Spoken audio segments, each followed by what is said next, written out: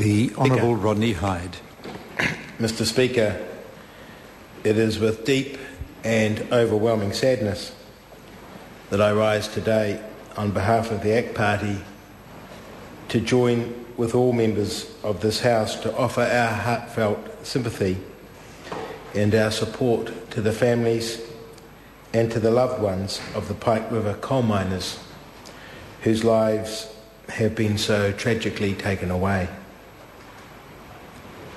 Words cannot even begin to express the sorrow we feel at the profound loss of 29 good men who are loved by their community and by their families.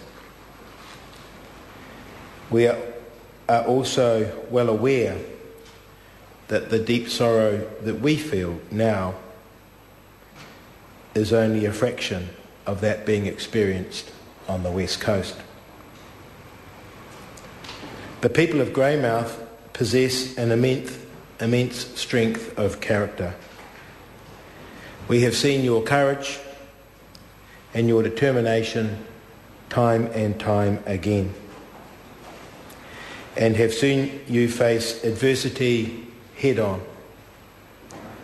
The days to come will be incredibly difficult, both emotionally and physically, but we know that you will come through this and your community will become stronger.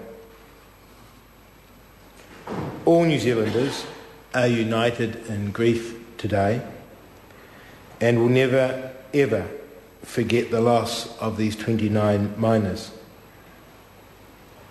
These men were part of the backbone of New Zealand. Family men, working men. Men who kissed their wives, their parents, their children goodbye as they left for work on Friday, never once imagining that they wouldn't be coming home.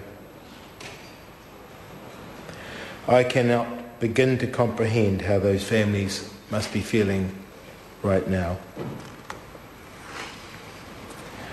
I too wish to thank the entire rescue team and all of those who offered assistance, advice, support and expertise. We know there is still much work to be done, but your efforts will be of invaluable assistance and comfort in this time of need. To Peter Whittle, Chief Executive of Pike River Coal, thank you. Thank you for your leadership, your courage, your honesty and your humanity. I know that all New Zealanders will continue to support you and all your staff in the days and weeks ahead. I know that the job and the decisions you have ahead of you to ensure that Pike River Coal remains on the West Coast and ensure the employment of miners and staff will be difficult, but it is of critical importance. As Minister of Local Government, let me pay tribute to Councillor Milton John Osborne, 54, of Naihiri, who was one of the 29 in the mine at the time of Friday's explosion. Milton was serving his second term on the Grey District Council as a representative for the Eastern Ward, where he was elected unopposed. He was also a contractor at the Pike River mine. Grey District Council Chief Executive Paul Pretorius said Milton was highly respected for his council work.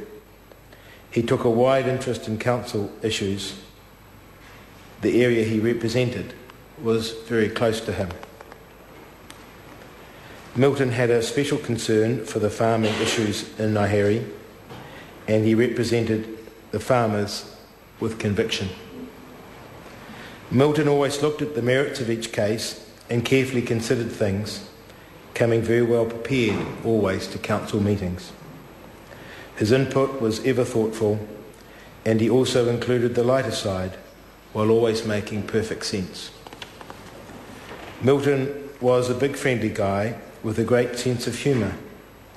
He could come up with a joke at the most appropriate and indeed the most inappropriate times. He lived his life without apology. He was a caring father and a good husband. He and his wife were great friends. He was respected, he was valued, and he was loved as a member of the council. I would like to quote Paul's final comment verbatim. Milton epitomises the West Coast, saying he was a good bastard. I also wish to acknowledge and thank Greymouth Mayor Tony Cooksham, who has been the face of the community during this difficult and gut-wrenching time. Tony's courage, support and leadership gave strength to the families and friends who live in this close-knit community. I offer you my support and strength. As Associate Minister of Education, I would also like to recognise the work of the Ministry of Education's Traumatic Incident Team.